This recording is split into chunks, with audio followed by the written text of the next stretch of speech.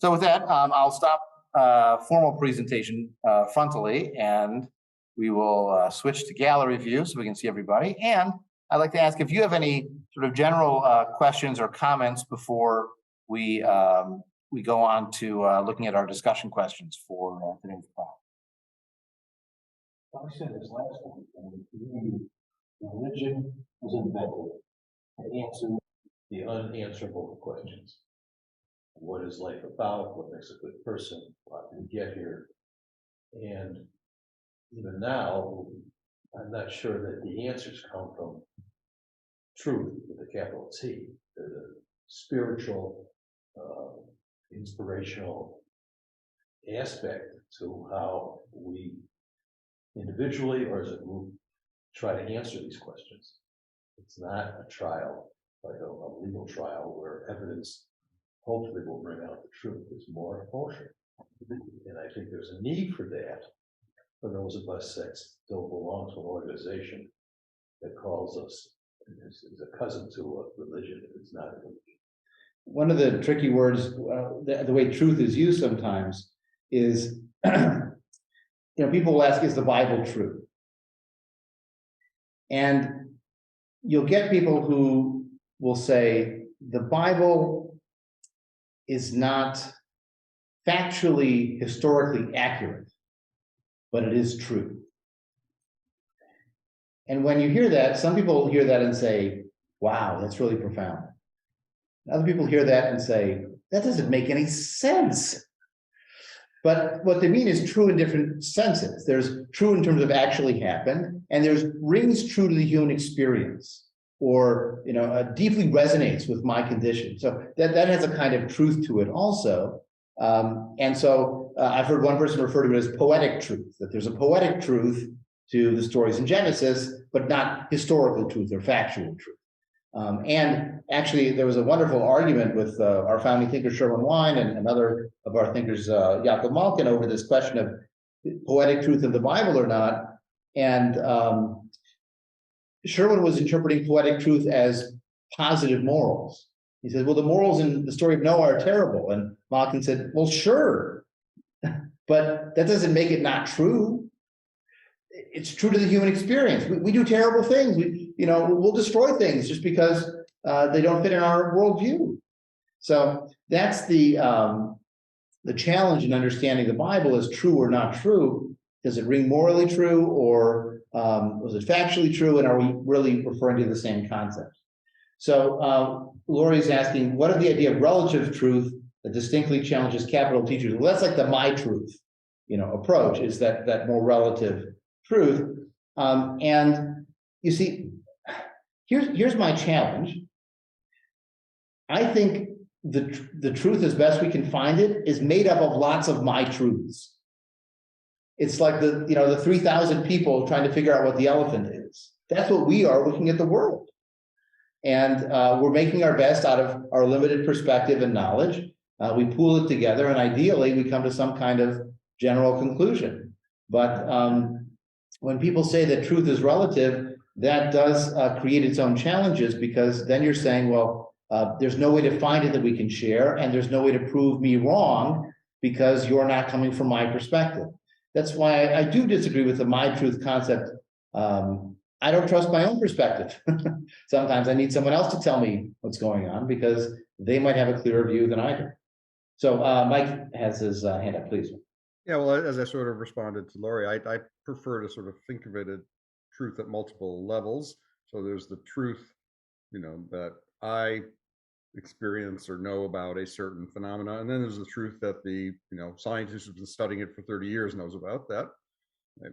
And and mine is just sort of an approximation and a very clumsy understanding of it versus someone who will say with great precision what is actually happening there, and that's how I tend to view it. I mean, there's like Newtonian and Einsteinian physics. They were both right. Newton was right, just in a sort of limited sense. Yeah. Well, and the other thing with relative truth is, again, we're talking about synonyms here, but it could be perspective. Like when someone says it's my truth, it's their perspective on the situation, it's their understanding of the situation. And, that may be valid as far as it goes, like, am I to argue with you that your reading of this novel is wrong?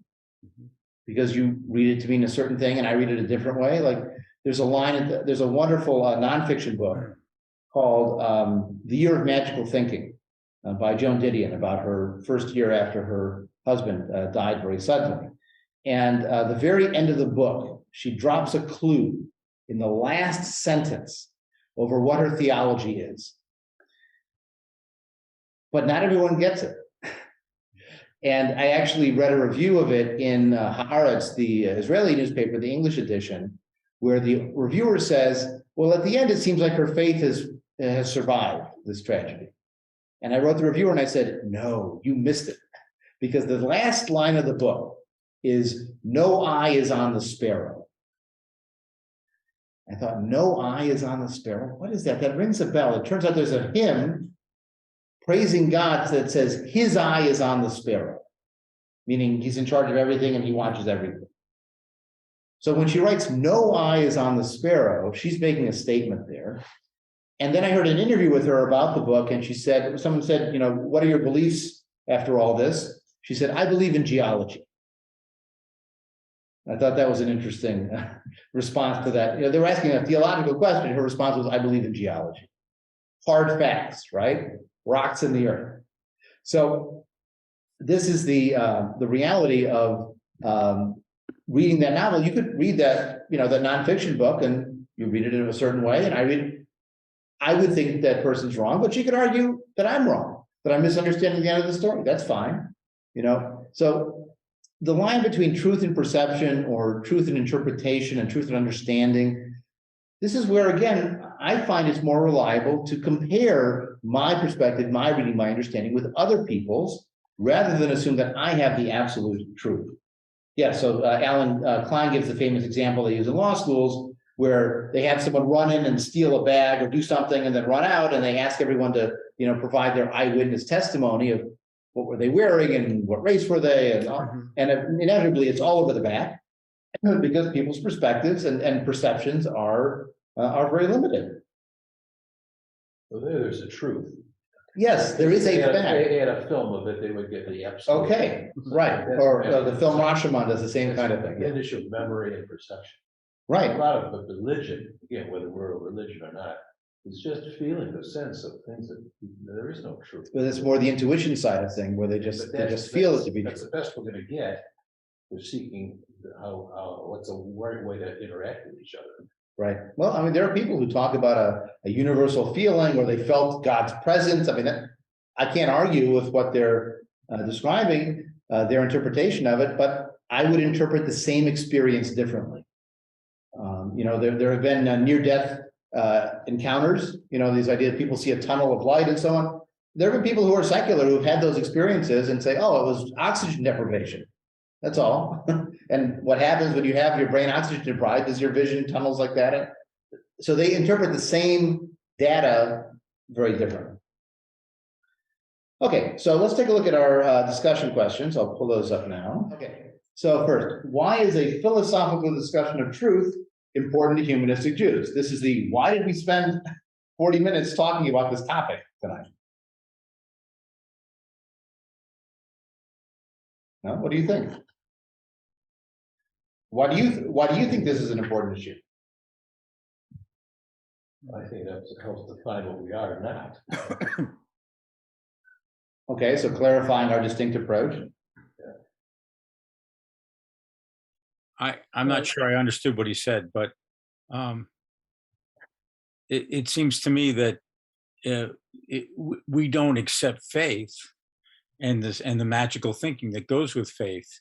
So we need to be able to somehow define what we are talking about as humanistic Jews.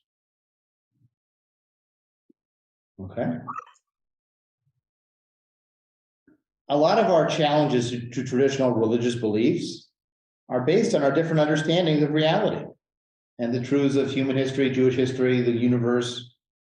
So we got to have a basis for that. Also, part of being a humanist is celebrating what's great about being human. And one of the most important human abilities we have is the ability to explain the world, to discover facts, to prove things, human knowledge. You know, there's a famous scene in the play and movie Inherit the Wind, where Henry Drummond, aka Clarence Darrow, is going on about, you know, there's nothing special about people except for our minds. We're not stronger than the elephant or faster than the horse or, you know, more prolific than the fish. What we have is our minds. And so that's something wonderful about us that we should develop and use to its fullest potential. And I think also how we understand what's true or not is the basis for exploring all these questions. So we have to have some kind of common ground that we're going to agree on how to deal with this, especially when we look back at Jewish history and we want to decide, did this happen or not? Remember that question about the Bible? If we say, is the Bible true or not? Well, we have to decide, what do we mean by truth? And if we're talking about the historical truth question, how do we decide if it's accurate or not? We have to have some criteria. And so again, evidence becomes a key part of that. Okay, second question. Oh, we have a chat. Yeah. Oh, it ain't necessarily so. Again, specifically about the Bible. That's right. Well, I was also going to say that I think the philosophical discussion is important because, you know, it helps us understand there's not a single truth, and that I think is important, particularly because if we're going to depend on rationality, we can kind of fall into thinking, well, you know, that we know the answer because we've thought about it and we have this evidence, right? And become sort of have certain hubris about it. Right. Well, and what I find amusing about that perspective is that that's exactly how I was taught when I grew up in a humanistic congregation, that this is the truth, that science is the only reliable way to find out what is absolutely accurate. And this came out of a philosophical tradition called logical positivism, which science and reason and evidence is the only way to find anything that you can remotely call truth, and everything else doesn't make any sense. And so, you know, we're trying to find a middle ground between accepting the diversity of perspectives on a particular issue, but also affirming there is some objective truth out there that we're all pointing toward to try to understand as best we can from 70,000 different subjective perspectives. And maybe, you know, maybe even that claim is going a step too far, but this is our challenge. You know, when we talk about the reality question, we'll also get into that question of, is there a reality out there, or is it just our sense perceptions? And it's hard to get outside of our own mind to do that. Yeah, but it seems to me that I mean, there are different standards of truth in different contexts. So yes, we're talking about a situation we're dealing with science. You know, if I tell someone I love you, and how are you going to prove that's true, right? That's not going to be done scientifically, right? So, but it may be true, although you can say I love you and the evidence suggests otherwise. No. Good luck with that one. Says I love you to their spouse. Oh, it's very subjective. There is no absolute definition. That's you would use science to try to discover that. Oh no, I wouldn't. I would never presume to do that. And part of my point is that this is one of the limitations of logical positivism, this claim that reason and scientific evidence proves everything, that there are propositions in life and parts of life that are subjective or that are intersubjective between two people and or a group, and they just don't admit that kind of proof. So, you know, in some ways it's a style of knowledge, but not applied to all fields. Okay, second one, what are some of the advantages of reason over faith and intuition, and what are the disadvantages?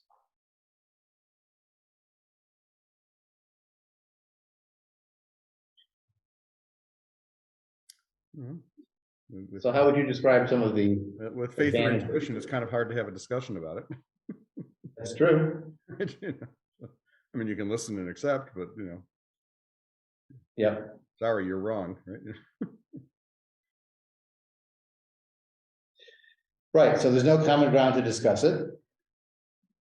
We're talking about different levels of the discussion or definition.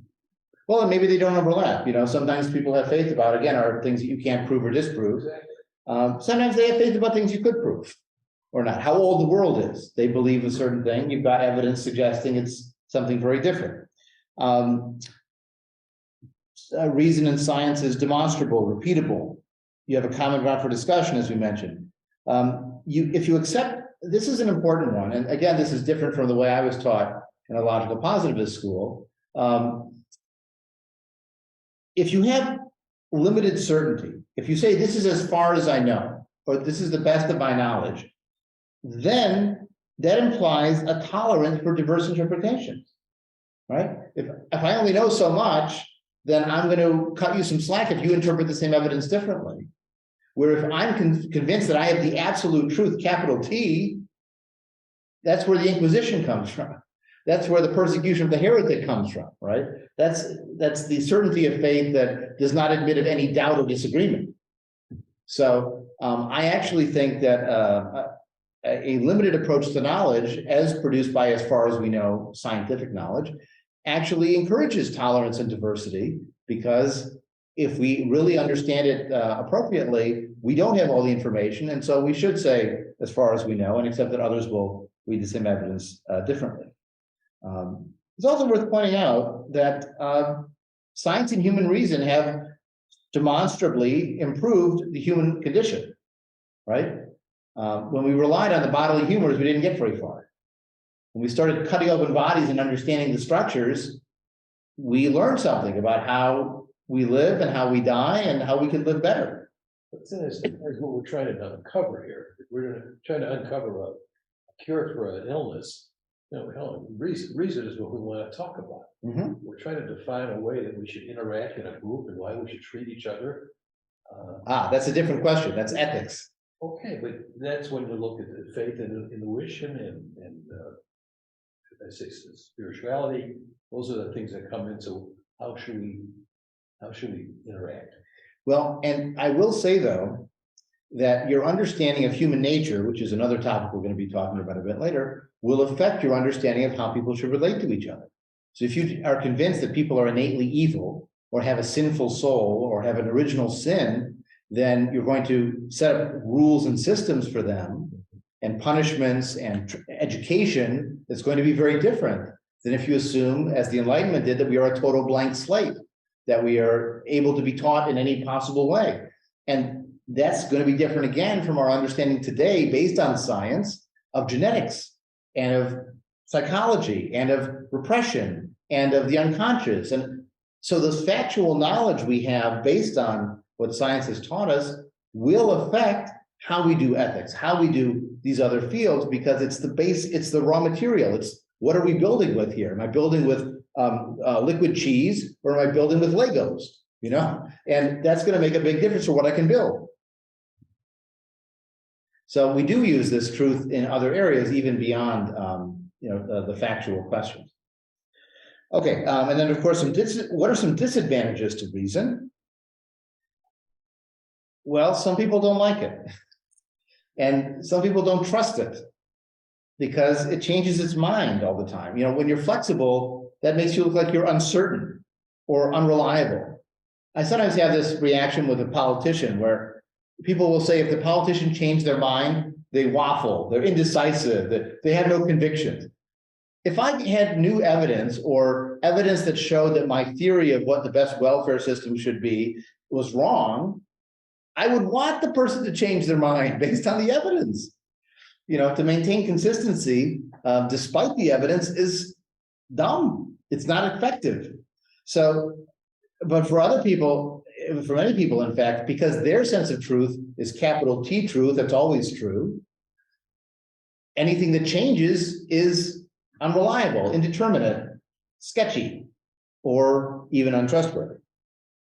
I think that if people want to build a moral system on absolute truth, and if you start to change it, or you say, well, this is, we might adjust this as we find out more, that's not satisfactory to a lot of people. They want an absolute, thou shalt not this, thou shalt not that, thou shalt. and those things need to be immutable, and that's one of the disadvantages of trying to argue our position. Right. And so once you're doing that in moral areas, you want to do that in factual areas and, historical areas. You want the same kind of absolute truth in them. And I mean, we're dealing with this problem now where we have almost faith-based politics, where we are the good and they are the bad, and we have all truth and they are always wrong. And it doesn't lead to dialogue, but it's a kind of faith-based politics. I'll also mention that one of the downsides to reason is that it can lead to less emotionally satisfying conclusions. The famous atheist Madeleine Murray O'Hair was once asked, what happens when you die? And she responded, you rot. That may be factually true, but it's not particularly satisfying or uplifting. Or, you can find better answers to that. You live on in the legacy of people that know you, and you have an impact, on the world. And if you have children, their genetics continue. But you rot is about as unsatisfying an answer as you get. Where the traditional religious answer of you live on forever, you get to meet God, you get reincarnated and something. Those are at least, it's not the end. It looks like the end, but it's not the end. That's, again, more emotionally satisfying, even if it's not based on, It doesn't really matter if somebody believes one or the other. It just doesn't matter for them. Well, but what do you do for them afterwards? If you believe they need a pyramid to be built for them after they die, that affects you. It's not just them.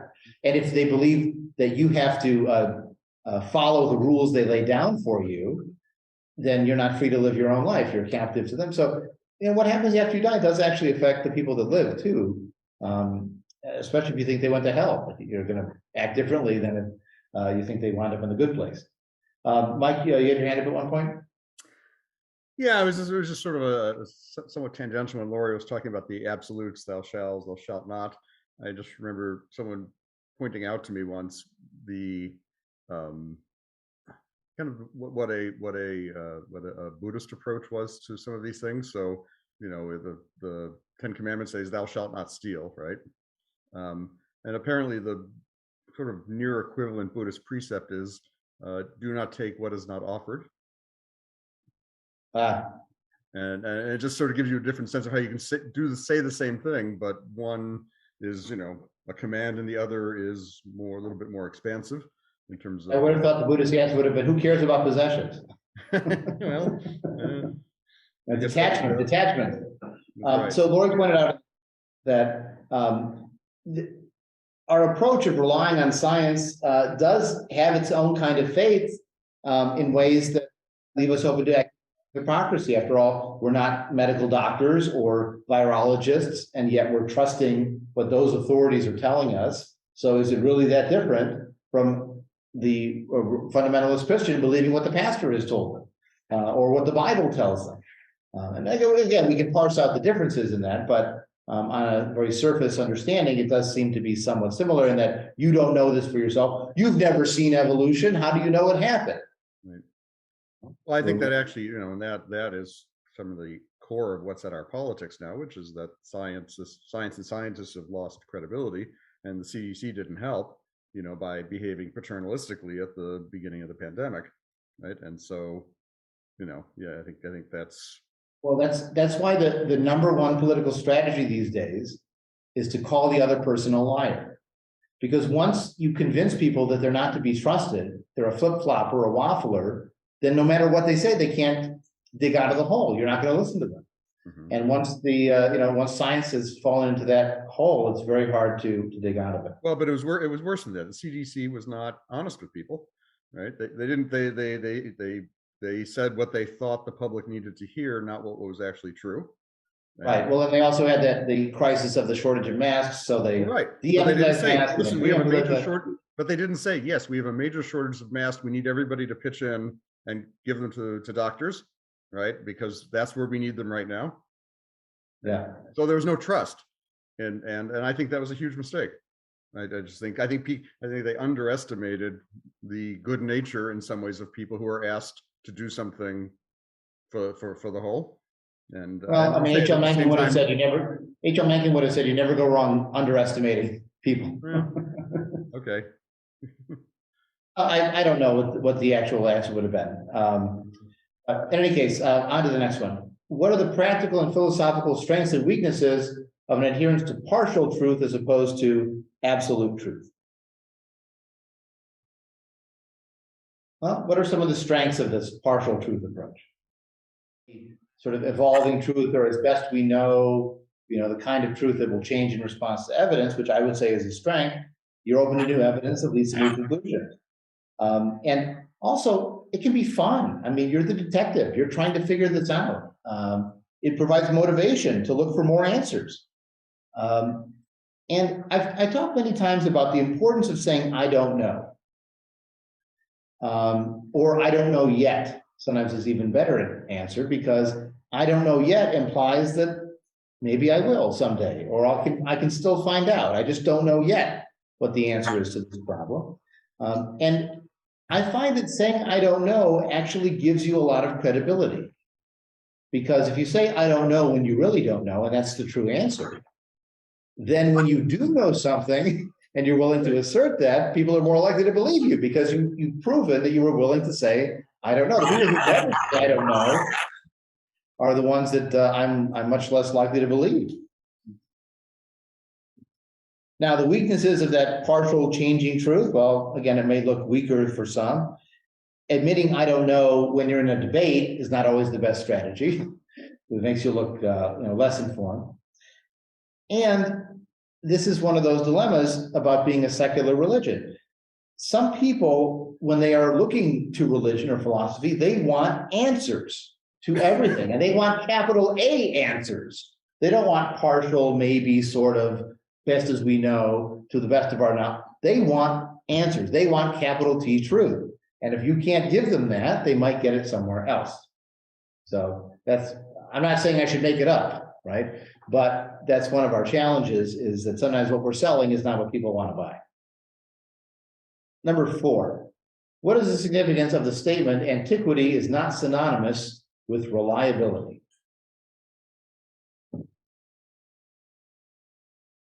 I think we sort of explored this at some depth, that our ancestors did not necessarily. Kind of self-evident. Yeah, right. Well, I mean, they didn't know more than we did. Often they knew a lot less than we did. I mean, one of the interesting things is, even with the knowledge of archaeology, sometimes we know more about what happened in a particular location 300 years before the people who wrote the story, because we know what was there before. We've dug down and we found it. They didn't even know it was there. So, that's the oddity, that we know a lot more in some cases than they did. The values of the past often are different from our own as well. So if you're talking about moral truth or ethical truth, again, their values, what they counted as full people, are very different from us. And so that might also affect some of their factual claims. Okay, number 5. What role can feelings play in human knowledge and the search for truth? There is such a thing as intuition, right? Okay. Well, and certainly if you're coming up with hypotheses, those are often sort of speculative guesses. Can lead to creativity. No, Right. I think We're not just automatons. We're not robots. Yeah. We should be I think creative. sometimes we know things and we don't know why we know them, or don't know yet why we know them. It's not available to us. We've noticed something that's off, that's not strong enough to make us conscious of it. Right. So that's a feeling.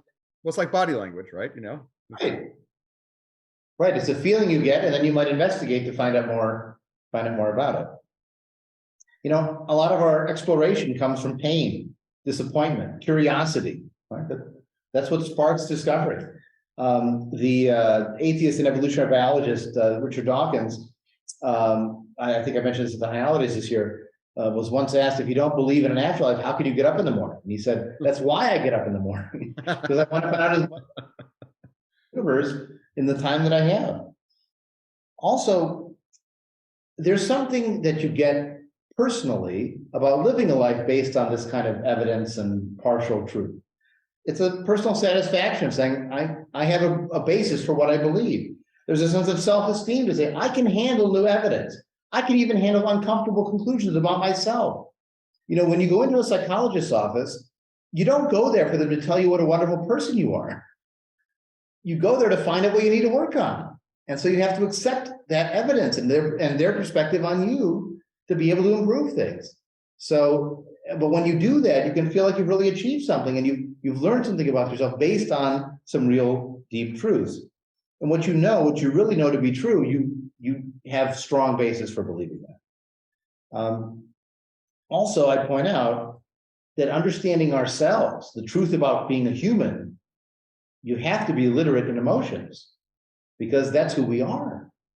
We are not just robots. We are feeling beings. To understand how our brains work, we have to understand feeling. I'd also point out that I can give you a factual recitation that's really boring, or I can convey a truth in emotionally effective language and personal anecdotes that are really meaningful. Which is going to be more effective at conveying the truth?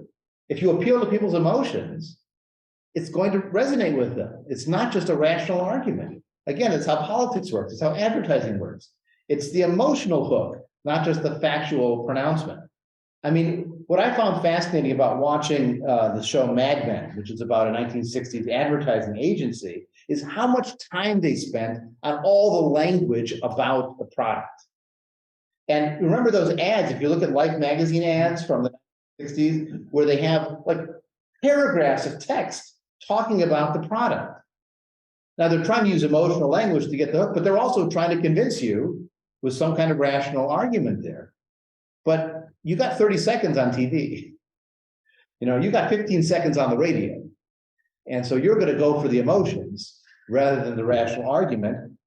So if we want to be compelling with our partial truths, our reasoned approach to life, we need to think emotionally too, not just in rational terms. I see a chat in the box. Was it the only industry to drink at 10 a.m.? Probably not, unfortunately. And one last thought on the feelings front. It is true that feelings can interfere with the truths we want to find or that we need to find. I said, what role do feelings play? Well, sometimes they get in the way. And you do have to take yourself out of it or rationally analyze what you're doing and not just accept your brain's automatic knee-jerk rationalization for what you've done. Okay, and finally, in your opinion, is secular humanistic Judaism a religion, a secular philosophy, or something else? So little of each. Well, of course, that depends on how you define religion. And that's a difficult thing. My mother always used to say, if you can marry them and you can bury them, you're a religion.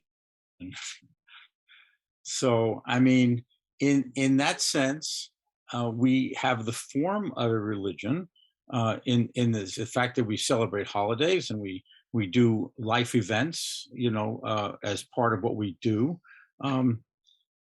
So, I mean, if you define religion in those structural terms, we are. If you look at it as having to have a divine component, then we are not. We had an issue of our journal, Humanistic Judaism, about 20 years ago, exploring this question of are we a religion?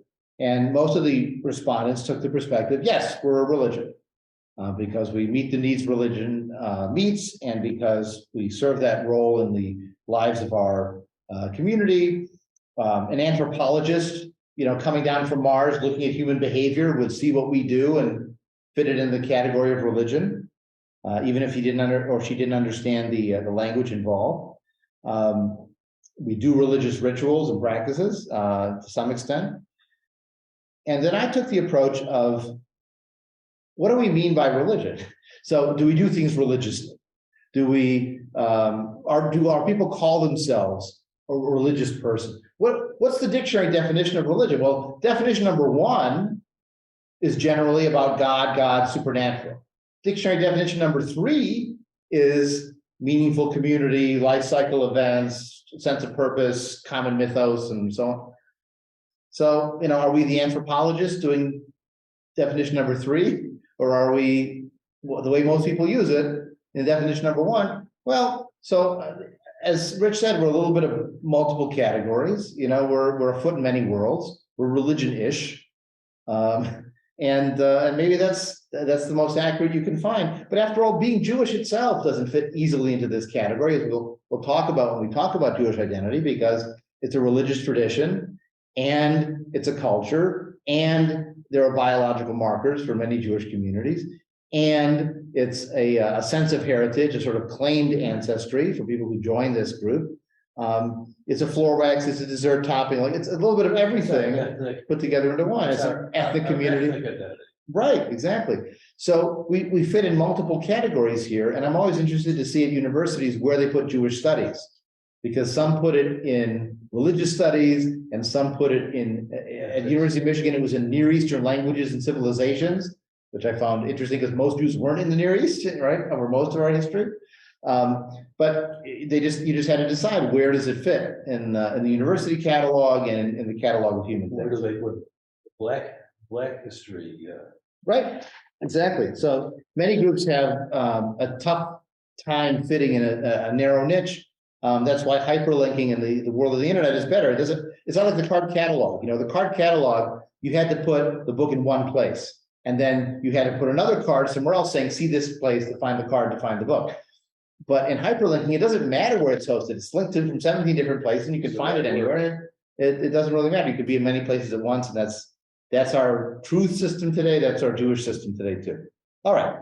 So next class, which is November 1st, we're going to turn back to the first lesson in the packet on reality in God. Now that we've gotten a sense of what truth is, we can turn to one of those core questions of the truths of the universe. Is there or isn't there? And we will have to explore that next time. Reality in God. So reality in God is the next unit.